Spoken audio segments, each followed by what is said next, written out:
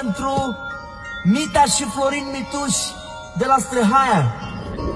În martie 2018 am avut din nou percheziție, tot pentru evaziune fiscală, dar am aflat și-am fugit pe loc din țară. Când ne-am întors din Italia, am fost oprit la vamă în România din cauza noului dosar.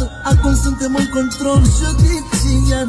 Vorul meu a declarat din nou la gardă, că tata a dat la procuror șpagă 20 cu milion de euro să rămân în libertate eu și fratele meu. Mi-am luat seria 7 în ultimul motel și-a trimis la procurorul poze cu el. Mă rog la Dumnezeu să-mi dea răbdare, că mi s-a luat de atâtea seri de bani și evaziune.